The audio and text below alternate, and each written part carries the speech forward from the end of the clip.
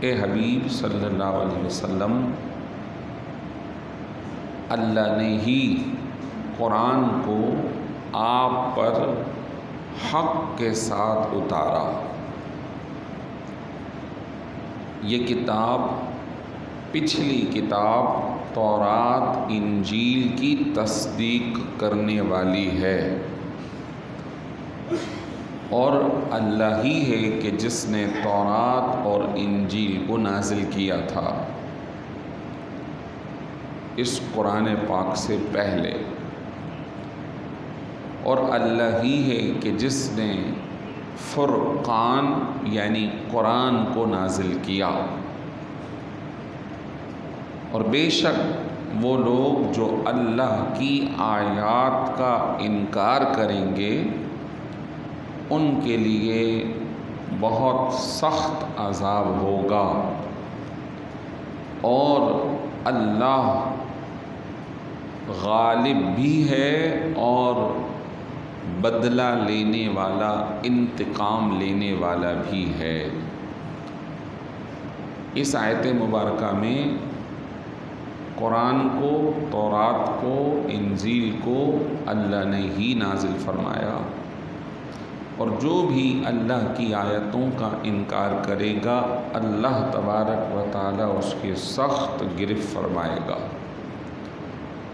تو اللہ کی صفت رؤوف، رحیم، غفور سب ہے، لیکن اللہ کی صفت عزیز ذو انتقام، غالب اور انتقام لینے والی بھی ہے، یعنی اللہ تبارک و تعالی سزا دینے والا بھی ہے۔ دونوں صفت ہیں۔ یہ الگ بات ہے کہ حدیث مبارک میں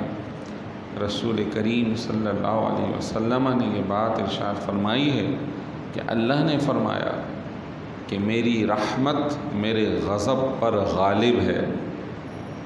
رحمت زیادہ ہے، اس کا سزا دینا کم ہے، لیکن اس کے باوجود وہ سزا دینے پر قادر ہے۔ وہ جب چاہے جس کی چاہے گرفت فرما سکتا ہے۔ عالم کورس جب پڑھایا جاتا ہے تو اس میں ایک متفق علیہ اہل سنت کے عقائد جو کہ پوری امت کے اندر جاری اور ساری ہیں، دیگر جو مسالک اور فرقے الگ ہو گئے اور پرانے تھے ختم ہو گئے، ان سے ہٹ کر تمامی علماء جو قرآن و سنت کو تھامے ہوئے، تو شرح عقائد نصفی اس کے اندر یہ بات بطور عقیدہ درج کی کہ ہر مسلمان پر لازم ہے کہ اللہ کے لیے یہ عقیدہ رکھے کہ اللہ چاہے تو جس کو معاف فرما دے۔ بڑے سے بڑے گناہ یہ اللہ کی چاہت اور مشیت پر مبنی ہے، اور اللہ چاہے تو کسی چھوٹے گناہ، چھوٹے عمل پہ بھی گرفت فرما سکتا ہے۔ اس کے پیچھے دلیل قرآن پاک کی آیت، اللہ کا اپنا فرمان، ان اللہ لا یغفر ان یشرک، اللہ تبارک و تعالی معاف نہیں فرمائے گا شرک کرنے والے کو، وَيَغْفِرُ مَا دُونَ ذَلِكَ لِمَن يَشَاءُ، اور شرک کے علاوہ، کفر کے علاوہ جس کو چاہے رب معاف فرما دیتا ہے۔ تو بالکل واضح ہے، کفر کی بخشش نہیں ہے، لیکن کفر سے ہٹ کر گناہ کی بخشش کا امکان ہے۔ اللہ تبارک و تعالیٰ سے ہمیشہ اس کی رحمت اور اس کے فضل کی دعا مانگنی چاہیے۔ اللہ تو اپنی رحمت کر دے، اللہ تو اپنا فضل کر دے۔ کبھی بھی عدل، انصاف، اللہ کی بارگاہ میں یہ دعا نہ کرو، کیونکہ عدل ہوتا ہے برابری پر، اور جتنی اللہ کی نعمت ہمیں ملی ہوئی ہیں تو کیا عدل تو یہ ہے کہ اتنا ہی اللہ کا حکم مانا جائے۔ اب سوال یہ ہے کہ کیا اتنے حکم پہ ہم سب کاربند ہیں؟ کیا کاربند ہو سکتے ہیں؟ یقیناً کہیں نہ کہیں جھول اور کمی موجود ہے۔ جو حق ہے وہ ادا نہیں ہو پاتا تو پھر عدل کا تقاضا کیسے کریں گے؟ تو اللہ کی بارگاہ میں ہمیشہ فضل مانگا جائے، مولا ہم تیری عطا کردہ نعمتوں کا حق ادا نہیں کر سکتے، اس کے باوجود تو دے رہا، رحم کیے ہوئے۔ مزید بھی یہی ہمارا سوال ہے، مولا ہم پر اپنا فضل فرما دے، اپنا رحم فرما دے اور ہمیں معاف فرما دے، ہماری کوتاہیوں کو، کمیوں کو درگزر فرما دے۔ تو یہاں جو بات ارشاد فرمائی گئی ہے کہ اللہ کی آیات کا جو انکار کرے گا اللہ تعالیٰ اس کی سخت گرفت فرمائے گا۔ اب اللہ کی آیات کا انکار یعنی قرآن پاک کا انکار، یعنی تورات اور انجیل کا انکار، تو ہم مسلمان الحمدللہ ہمارا یہ عقیدہ ہے کہ اللہ نے جو بھی کتاب نازل فرمائی ہم سب پر ایمان رکھتے ہیں، چاہے وہ ہمیں پڑھنے میں آئی یا نہیں آئی، بلکہ اب ہمیں حکم ہے کہ ہم تورات، انجیل، زبور کو جو موجود ہیں انہیں پڑھنے کی کوشش نہ کریں۔ کیوں؟ وجہ اس کی یہ ہے کہ جیسی اتری تھی ویسی اب موجود نہیں ہے، لوگوں نے اس میں رد و بدل کیا۔ یہ میں نہیں کہتا، قرآن نے کہا یحرفونہ، کہ یہ لوگ اپنی کتابوں میں تحریف کرتے ہیں، تبدیلی کرتے ہیں، لیکن ہم عقیدہ رکھیں گے کہ جو اللہ نے نازل کی تھی وہ بالکل حق ہے، 100% صحیح ہے، اور ہم اس پر ایمان رکھتے ہیں، ہم اس پر ایمان رکھتے ہیں، ہم سارے نبیوں پر ایمان رکھتے ہیں، لیکن جو اس وقت موجود ہے اس کے بارے میں ہم اپنا عقیدہ نہیں بنا سکتے کہ یہ ساری کی ساری اللہ کی طرف سے۔ ہو سکتا ہے کہ کچھ باتیں ویسی چلی آ رہی ہوں اور کچھ انہوں نے بدل دی ہوں۔ اب بھی اگر تحقیق کر لی جائے، کتابوں کا تقابل کیا جائے انہی دوسری اقوام کی کتابوں کا، تو اگر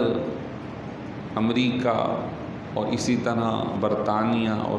دیگر ممالک میں الگ الگ آپ کو جو نسخے ملیں گے، آپس میں تقابل کریں گے تو کوئی کہیں سے تبدیل ہوگا اور کوئی کہیں سے تبدیل ہوگا، تو یہ اس بات کی دلیل ہے کہ خود انہوں نے کہیں نہ کہیں تبدیل کر دیا، جبکہ قرآن پاک الحمدللہ اپنے اصلی حالت اور ہر جگہ ایک ہی قرآن پاک دستیاب ہوگا الحمدللہ۔ لیکن یہاں پہ ایک چھوٹی سی بات عرض کروں کہ اب کیونکہ زمانہ کتاب پڑھنے سے ہٹ کر موبائل پڑھنے پہ زیادہ لگ گیا ہے اور آ رہا ہے، منتقل ہو رہا، تو اب شیلف میں قرآن ہونے کے باوجود ہم دیکھتے ہیں کہ ہم موبائل میں موجود قرآن پڑھنے کو ترجیح دے رہے ہیں۔ تو بہتر تو یہی ہے کہ قرآن پاک جو کتابی شکل میں ہے اسی کی تلاوت کی جائے، کہ قرآن کا چھونا بھی عبادت ہے، قرآن کا دیکھنا بھی عبادت ہے، اور قرآن کا پڑھنا بھی عبادت ہے، جبکہ موبائل کا چھونا قرآن کی طرح چھونا نہیں ہے، موبائل میں دیکھنا قرآن کی طرح دیکھنا نہیں ہے۔ اسی وجہ سے اس کے اوپر حکم بھی قرآن پاک والا پاکی ناپاکی کا نافذ نہیں ہوتا، کہ اس کے بارے میں حکم ہے کہ بغیر وضو شخص اس کو چھو نہیں سکتا، جبکہ موبائل تو ہم ویسے ہی پاکی ناپاکی سب میں ہاتھ میں لیے ہوئے، اور اسی کی میموری میں یا اس کے کسی ایک حصے میں کچھ MBs کی فائل جو کہ قرآن پاک کی ہے وہ ڈاؤن لوڈ ہم نے کر لی ہے، تو اس پر وہ حکم بھی نہیں ہے قرآن پاک کا، تو اس وجہ سے اس کا وہ ثواب نہیں ہے جو قرآن پاک کو چھونے کا، اس کو پکڑنے کا، اس کو دیکھنے کا۔ تو کوشش کی جائے کہ جو قرآن پاک ہمارے پاس موجود ہے اسی کی تلاوت کی جائے، لیکن مجبوری ہے، کہیں دستیاب نہیں ہے تو ہم منع نہیں کریں گے، اس میں بھی پڑھ لیں، پڑھنے کی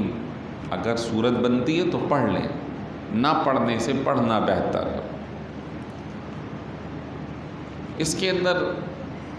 جو بات سمجھنے کی وہ یہ ہے کہ ہم کیونکہ حافظ قاری یا قرآن پاک کی اتنی معلومات نہیں رکھتے تو پلے اسٹور پہ جا کے کوئی سا بھی قرآن پاک ہے اس کو ڈاؤن لوڈ کر لیتے ہیں اور اس کو پڑھنا شروع کر دیتے ہیں۔ اب ہمیں کیونکہ معلوم ہی نہیں ہے کہ قرآن پاک کی یہ آیت مکمل ہے یا نہیں ہے، اس کو پڑھ لیتے ہیں۔ اب کیونکہ سوشل میڈیا کا زمانہ ہے، جو وہ ایپلیکیشن بنانے والا ہے اس کے بارے میں ہمیں نہیں معلوم کہ وہ مسلمان ہے یا کافر ہے۔ بہت سارے غیر مسلم بھی اس کے اندر انوالو ہیں، قادیانی انوالو ہیں، مستشرقین جو کہ اسلام کے اندرون خانہ مخالف ہیں وہ انوالو ہیں۔ انہوں نے زیادہ سے زیادہ پیسہ کمانے کے لیے یہ ایکٹیویٹی شروع کر رکھی ہے کہ اسلامی کتاب قرآن پاک وہ انہوں نے ایپلیکیشن بنا کے گوگل کے ذریعے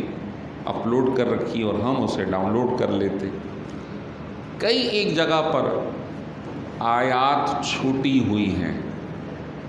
الفاظ رد و بدل ہیں،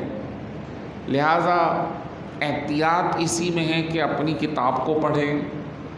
اور احتیاط اسی میں ہے کہ کسی معتبر ذرائع سے جو قرآن پاک آ رہا ہو، جو ایک آفیشیل ویب سائٹ ہو، وہیں سے ہی ڈاؤن لوڈ کریں،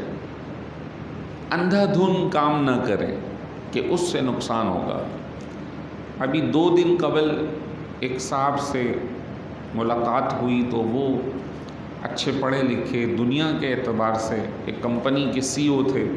تو ان سے ملاقات ہوئی تو وہ کہنے لگے مفتی صاحب ذرا یہ قرآن پاک تو سنیں،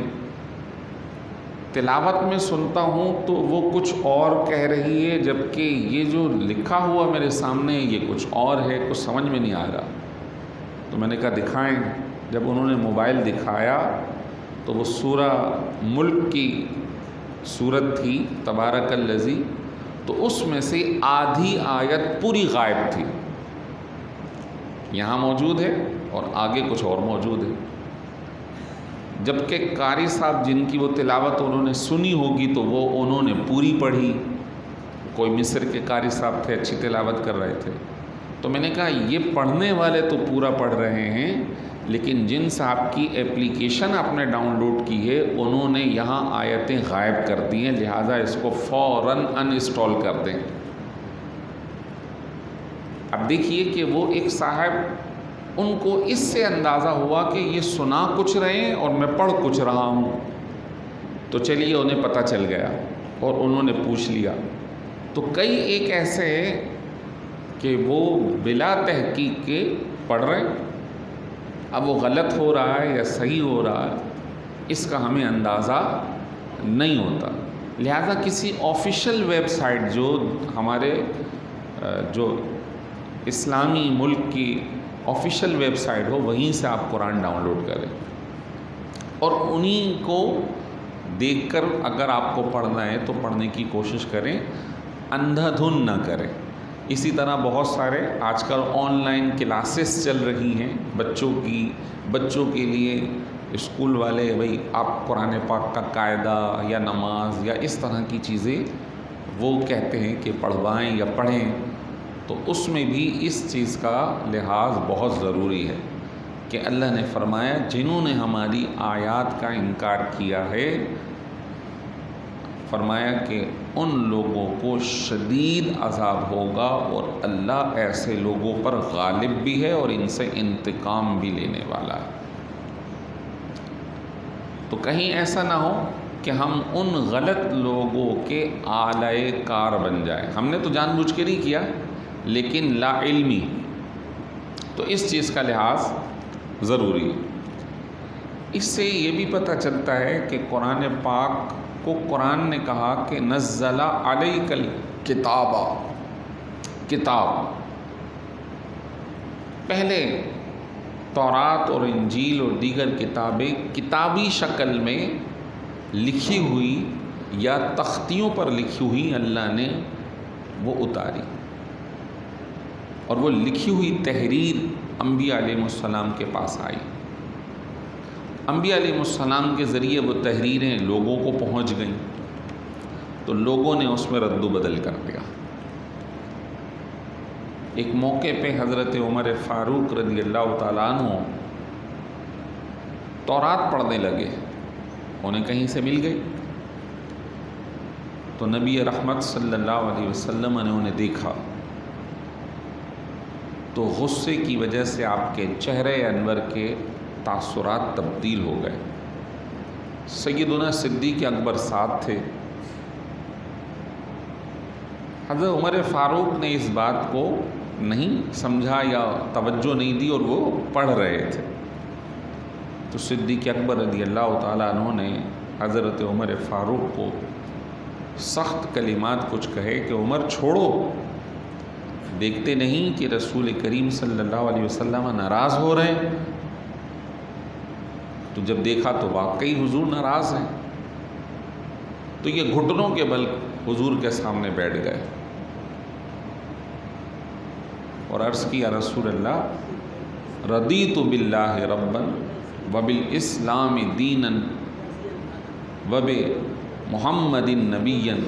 صلی اللہ علیہ وسلم کہ میں اللہ کے دین ہونے پر، اللہ کے رب ہونے پر، اسلام کے دین ہونے پر اور آپ کے نبی ہونے پر راضی ہوں،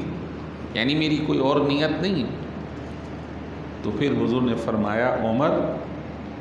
قرآن میں کیا نہیں ہے جو تم تورات میں ڈھونڈ رہے ہو؟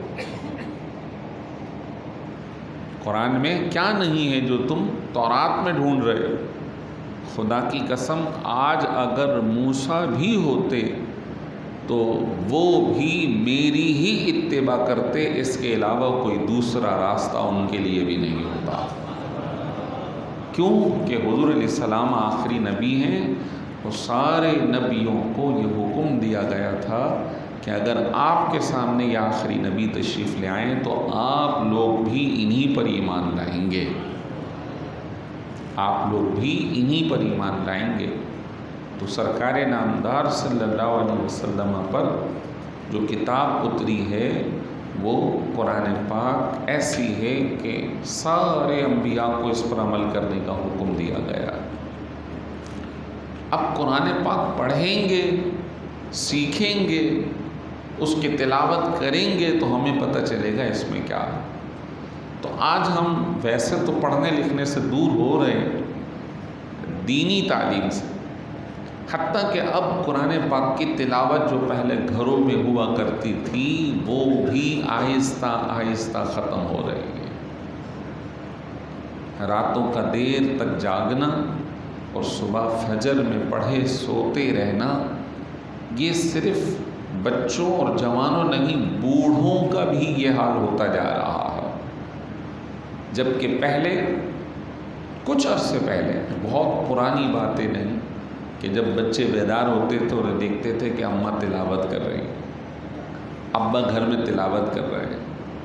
اور تلاوت سے ماحول جو ہے معمور نظر آتا تھا۔ وہ حسب توفیق کوئی سورہ یاسین پڑھ رہا ہے، کوئی تلاوت کر رہا ہے، کوئی قرآن پورا پڑھ رہا ہے، لیکن اب بچے اور جوان تو چھوڑیے، بات وہی ہے کہ آج جو ادھیڑ عمر کو پہنچ رہا ہے وہ کل تک بچہ تھا۔ لیکن اب ذرا سوچیں کہ ان کی یہ حالت ہے کہ جنہوں نے آنکھوں سے دیکھا ہے وہ ترک کر گئے، تو اب جو ہمارے بعد آنے والی نسل ہے ان کا کیا حال ہوگا؟ تو خدارا اپنے گھروں کو قرآن کی تلاوت سے آباد رکھیں، قرآن کی تلاوت کریں، قرآن پاک کو پڑھیں، اور ایک رکوع پڑھیں، 2 پڑھیں، اور اس کے اندر کوشش کر کے کچھ اس کا ترجمہ بھی پڑھ لیں، کچھ اس کی وضاحت بھی پڑھ لیں۔ اور یہ اللہ کی بہت بڑی نعمت ہے کہ ہم پاکستان میں رہتے ہیں، ہمیں مساجد، مدارس، استاد، مفتی، کوئی درس قرآن کی مجالس ہمیں دستیاب ہے۔ باہر ملک جو رہتے ہیں بظاہر دنیا کی آسائش ہے انہیں، لیکن دینی ماحول کی کمی چاروں طرف ہے، چاروں طرف۔